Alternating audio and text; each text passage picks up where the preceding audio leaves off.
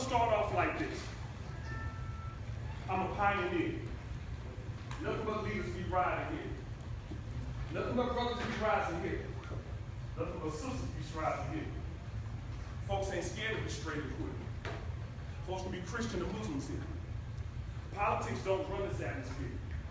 Hate don't survive this stratosphere. Love makes boys to men in here. Girls can be girls a long time at this city. You can wear whatever kind of gear. We got nothing but love, so don't disappear. We're here to help you unlearn what instilled the fear that makes you want to be like them and not yourself, my dear. A new fight club, Tyler Durden said, fight to the death against inequality. Yeah. We celebrate folks being strange and weird. We aggravate you if you think you're right and clear. We appreciate you that share the tear for Trayvon's, Oscars, Mike Brown, and Sheriff. We got a long way to go. Who sees this car truck boat train and what gear are we in? And I think change is there. I know my roots are on the quest for love like a man. Yeah, I do this for the pain and the love of those that don't get any love. I mean, I have to try. I-M-D-I-E-V-E-R-C-I-T-Y. That's real diversity. That's a verse off of the song that's on my record. It's called The Doctor's End. The name of the song is Pioneer. I said I'm a pioneer. That means I set a new path for myself. I set a path that hasn't been done before. Nothing but leaders be rising here. I only roll with leaders. Now who leaders? I only spend my time with leaders. Nothing but brothers be rising here. That's the only other word we use to describe men and kings. Nothing but sisters be striving here. That's the only other word we use to describe women and queens. Folks ain't scared to be straight or queer. I don't control who you are. You don't control who I am. You can be a Christian and a Muslim here. You need to learn more about other people besides yourself. Christian or Muslim. And what did I say? I said, hate don't survive this stratosphere. Politics don't run this. Hate won't survive here. Politics doesn't run it. And then remember, I started thanking people. Thanking you who shed a tear for Oscars, Mike Brown this year. We got other people we can thank if you shed a tear. For Sandra Bland, Philando Castile, and the list goes on and on. And then I said that I am here. We got a new path to go. Who's directing this car, truck, boat, train, and what gear are we in? And I think change is here. I don't know if I'm on the quest for a look like a myth. Anybody know anything about the Roots, Questlove, and Bill Thompson? And I'm here to do this for the pain and the love of those that don't get any love. I mean, I got to try. I-M-D-I-E-V-E-R-C-I-T-Y. I am diversity. I don't need anybody to tell me that I'm diverse. I am diversity. Let me tell you why I'm diversity. Because I'm a professor on this campus. I'm an administrator. I'm actually a pastor of a church here on this campus now. I'm a hip-hop artist. Obviously, I wear my name on my chest. I don't put nobody else's name on my chest. It's my name. I don't put Cam Newton on my chest, even though I like Cam. I put my name on my chest. I trademarked who I am because I became a business man. There's more to me than just what you see with the forestry stuff that I talk about, just like I know that there's more to you. But when you come off to a place like an NC State, there are two things that you're supposed to come here and get. Two things. Two things. One of them is a degree. Get that paper, y'all. I need to see BS behind your name. Just don't do too much BS. Get the BS. Some people gonna get an MS, but that means they're gonna get more S. Then you're like me, you go get a PhD. And then you do more. Get that degree. But there's something else I need you to get, and that's an education. I need you to get an education. Here's what the degree tells me. The degree tells me, Michael, that you can go to class, pass class, study, hopefully, follow instruction, build a network, and work with people. It also tells me you can do what I tell you. Because to get a degree, in some ways, you have to be indoctrinated. It's called the apprenticeship model. We teach you how to do what we do. But then what's the other thing I said I want you to get? Education. I want you to get an education. Say it again. Education. I want you to get an education. That means that when you get that education, you can take a degree in engineering and go be a biologist. If that's the job that's available. That for those people who want to be athletes, you can still be an athlete, but you can also start your own law firm if you want to. That for my people here who love to be, who want to be doctors and who want to be lawyers, you can do that, and you can also be a business person running your own business. That means that just because you get this degree, that's not the only thing that you have to do. I want to talk about two things with you, because I'm going to be here quickly and I'm out. Two things. It's called two different kind of mindsets. You have an abundant mindset, and then you have what I like to call the deficit mindset. An abundant mindset or a deficit. Let's start with the negative first. Let's deal with the deficit mindset first. This is what the deficit mindset does. The deficit mindset does what I did when I was your age and when I was in college. When I went to the University of Georgia during my junior year, I was the only black man in the College of Forestry Resources, the Wardell Forestry Resources there. I went there, I was the only African American, I was the only one in this whole school. I went to an HBCU where there were only 4,000 students, Alabama A&M, Go Bulldogs. Then I ended up going to the Georgia Bulldogs, another set of Bulldogs, where there's over 31,000 students. You got to take a bus to go to class. And A&M, I just walked to class. In Georgia, I had to take a bus to go to class. And when I got in there and I saw all the white faces, I was like, oh, shoot. And I had hair longer than everybody in this room. I was a bigger guy, too. I weighed about 302 pounds. I was still cute, but yeah. Who said what? What? I was still cute. Hold on. Hold on. I said, nah, hey, look. My mom and daddy, they worked hard to make this face. Okay? So I was there and I was sitting there and all I kept telling myself is, I don't belong. This isn't the place for me.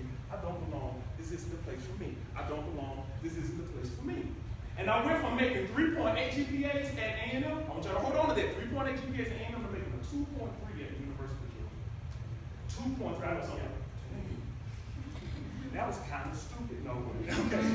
But I went from a 3.8 to a 2.3. You know why I went from a 3.8 to a 2.3? Because of what I said. My mind was in the wrong place. So when I was about to tuck my tail between my legs and go back to A&M, a brother who looks like me and you stopped me. He was like, T-Rock, because that's what they call me back then. T-Rock, you know, because I was big. I guess that's why. But anyway, like, look, man, you don't need to go back to A&M like that. And I was like, man, I can't make it here. I'm not smart. He said, that's not true. You haven't come here to do what you came here to do. And I said, well, obviously I must have came here to fail because that's what I did. He said, no, you didn't show them who you really were. I said, what do you mean? He said, dude, you're brilliant. But your mind was in the wrong place. Your body was there, but your head wasn't. I was like, how would he know? Because he's an African-American male. He understands. Because there's something a lot of people don't understand what we go through if they haven't lived the experience. I'll get back to that. So I changed my mindset. Stayed an extra semester. My first semester, all I did was study. Okay, back when I did nothing. I just studied. You hear me, David? I just studied. But then guess what? Where's J-Shit? What's she at? Okay. But then, my second semester, I took harder classes. Took a graduate level class and senior level class. I was a junior. I joined 2 bands. I was in the hip-hop band and I was in the rock band. I was playing trombone in the rock band and I was rapping in the hip-hop band. So I mean, I couldn't study as much, but I had to learn how to study. And I did one other thing. I had to learn to ask for it. Because I didn't know how to study or write. I went from making, remember what I said I made that first semester? Say it again, 2 more what? I ended up going and making 3.75 that semester. 3.75. I had the highest GPA in the school that semester. They love this Negro so much, they tried to give me a scholarship to get me to stay. But I went back to Alabama A&M to stay, to graduate from there, because they gave me my shot. Okay, Alexander? They gave me my shot. So I took it, and I went back there. But this is what I mean about the abundant mindset. This is what Shalom, that's my friend, this is what he told me. He was like, T, instead of sitting in class focusing on the fact that you're the only black person there, he said, what you need to do is you need to enjoy the fact that you're the only black person there. Be proud of it, and then you need to get to know other people. Because you're the one who decided to come to UGA. So you got a job to do as well. Instead of thinking that other people just got to come to you, you got to make sure that you go to them. And you need to let them know what's up with you. Because guess what? While you're looking at other people, thinking that they're better than you and smarter than you seem to forget that you're brilliant and you're amazing yourself. So when you sit in class and they look at you, don't let them look at you and you just think they're looking at me because I'm weird or because I don't fit in. He said, Thomas, they went to school with each other, they know each other. No, you don't fit in, but it's not because you are not the one who should be there, it's because they don't know you. So you need to give them a chance to know you, just like you need to give yourself a chance to get to know them. The abundant mindset says, I'm not entitled to anything, no one owes me anything. So I had to change my mindset, and I got busy. We need to change our mindset. Do you believe that? We need to change our mindset. We need to change, y'all. Do you believe it? I feel a change coming on. Can you see it? You know we need to change. Do you receive it? You be the change, and then you can be it.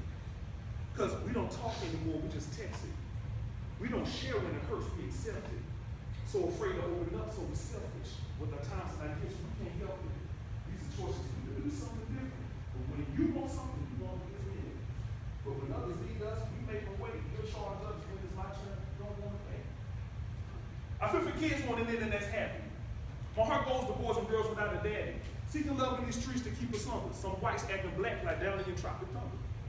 But some blacks acting upper class, so they forget your history and wonder why you lost your respect.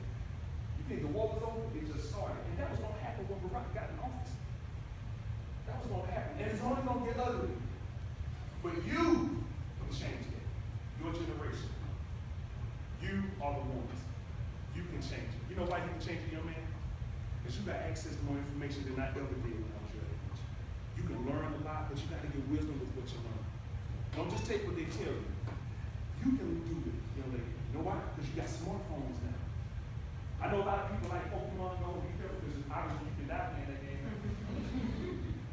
But you know what? That's going to ask you. How many people have a smartphone? Everybody. Love it. How many people have some apps like Facebook and Instagram on their smartphone?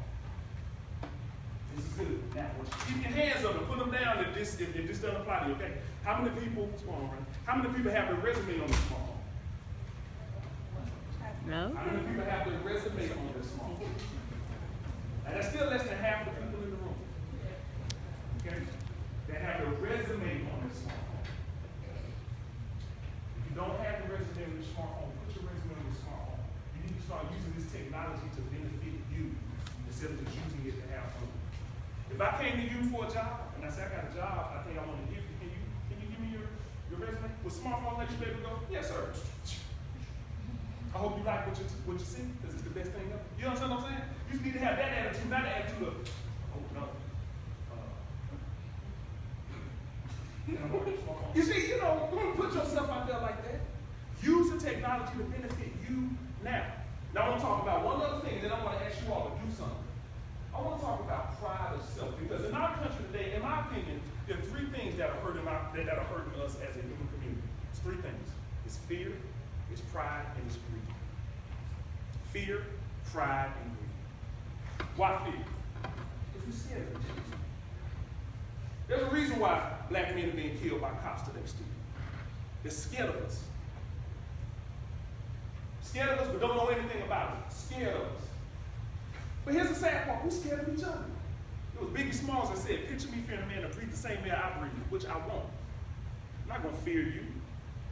But people are afraid of us. They're afraid of you. You're scared of each other. Why? Because of what we're seeing on television, because of what the news is saying, because of what people have said, what our family has said to us. We need to stop that. The second thing I said was pride. What was the second thing I said? Pride. We're more concerned about how you look than what you're doing. We're more concerned about looking good. And I'm not talking about we as black. No, I'm saying period in this world.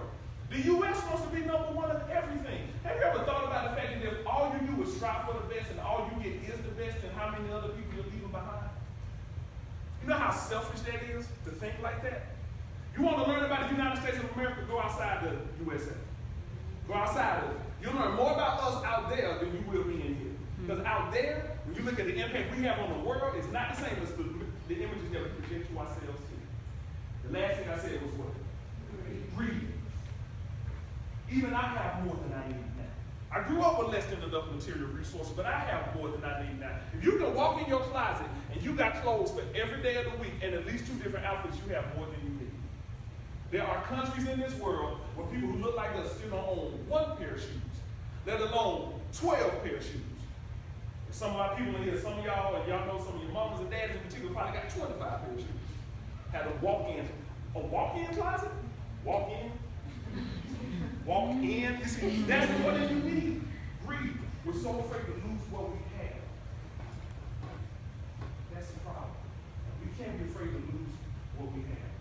I had a conversation with a colleague of mine yesterday, a good friend of mine. We were talking online, and I started talking about white privilege. She was like, I'm tired of hearing about white privilege. She's white woman. I'm tired of hearing about white privilege. And I said this to her. I said, you know what's so funny? I said, I'm tired of talking about white privilege.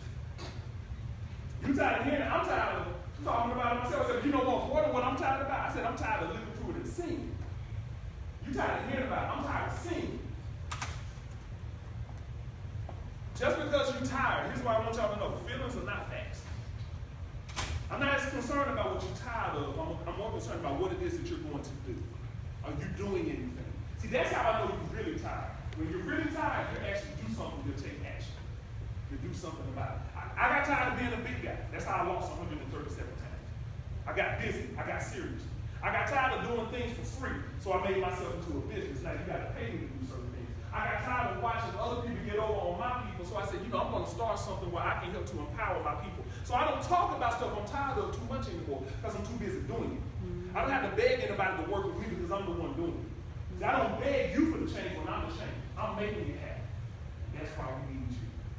But remember, I said the deficit mindset versus an abundant mindset. Everybody stand on your feet. Those are things. Woo! A lot of noise. A lot of noise. Woo! We got some either bad chairs or some big bodies in here. A lot of noise. It's all right. Love yourself. Everybody is great the way you are. Follow my instruction. Raise your hands as high as you can. Now raise them higher. Now I want you to keep your hands there for a minute. Abundant mindset versus deficit mindset. What's the first thing I told you to do? Raise your hands as high as you can. You know what was the second thing I told you to do? Raise them higher. When I said raise them high, a lot of y'all did this. But the first instruction was to raise your hands as high as you can. That's what I'm talking about. So, I know. It's okay. I know you're holding your arms up and it's all right. If someone stinks, it's okay. That's right. Smack yourself. You know what I'm saying? Keep them up. Keep them up. Because nobody wants to speak on me today. Not on purpose. Keep them up. When someone gives you an assignment to do, what's your name? Brandon. When someone gives you an assignment to do, Brandon, you can do what they tell you to do. You can do more. I know you get tired of you. Yeah, that's right. That's all right. What's your name? Carla. Carla, when someone gives you something to do, when they give you an assignment to do, you can do what they tell you to do, or you can make it yours and you can take it to another level. Okay? Let me get one more person. What's your name? Yes. Kuwan. That's it right there. Kuwan. When you put your time, your effort into anything, Carla, you put yourself into anything. Brandon, you put yourself into anything. You give it 110%. Ooh, look at she finally gave. I knew somebody was going to do it. This is what happens when you do insanity and CrossFit every day. I can do this and I can squat for an hour. Now put your hand in. And have a seat. It's funny to me that they make less noise sitting down than they did standing up. So you all are attitudinal people. You just don't want to get busy. You don't want to do it. You don't want to do anything else. So now I'm getting ready to close because I told Mr. Charles I wasn't going to be before you long. I told him I'm a pastor here on this campus. I know this young lady comes to the church all the time. She'll tell you. We get down in that church. We get real and we get raw. We get real and we get raw. We don't get blunt. We don't get blunt, but we stay truthful. We do everything with love in that church. We really do. I am a forester too. I help landowners around this state, and I have done it in Alabama where I'm from to manage their land. I'm a hip-hop artist, obviously, you can tell. Right? I do shows, I perform, I make music. I was just in the studio last night with one of my students. I think Mitch is about to blow. He's about to do something. He's much better than me. His name is Mitch Durrell. Put that name in your head. This brother's about to do something. He's 20 years old. And this man, like Bone Thugs and Harmony, Kendrick Lamar, Eminem, and Justin Timberlake in one. I'm like, how you put that in one black body? What's stop? I'm an administrator on this campus because I run a diversity office. I'm a business person as well. Business person. What I'm saying to you is don't just go to any school. We hope you come to NC State. Don't just come to NC State and get up here. Come to NC State and make a difference because you are the difference. You are working. You belong under you. You're working. You belong here. This is your place. And don't let anyone tell you different. If anyone tells you different, it's probably because they don't know history. So you don't argue with the fool. You let him or her stand there and look like a dummy and walk away. I can't stand when I hear my students tell me that someone said you are an affirmative action patient. Affirmative action don't benefit us more than it benefits other people action. And they need to go back and learn the history of that. And then if you got a problem with it, you're not there trying to say reverse racism. There's no such thing as reverse racism. There's just racism. But if you don't know your history, that's what you try to do.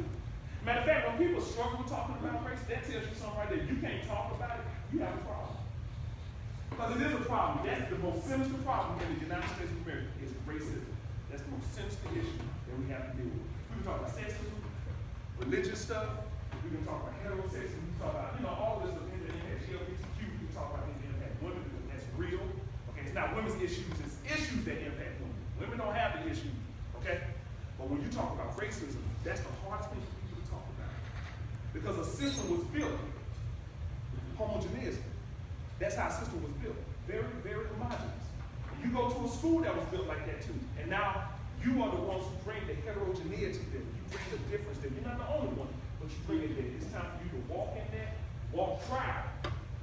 Okay? But don't walk so proud that you think you're better than anybody else, because you're not. Even though you're part of the original. We know better than anybody else. I'm not better than anybody else, but no one is also better than me. We're better together. I'm great by myself, but I'm better with you. You're better with me. So we need to come together. We need you.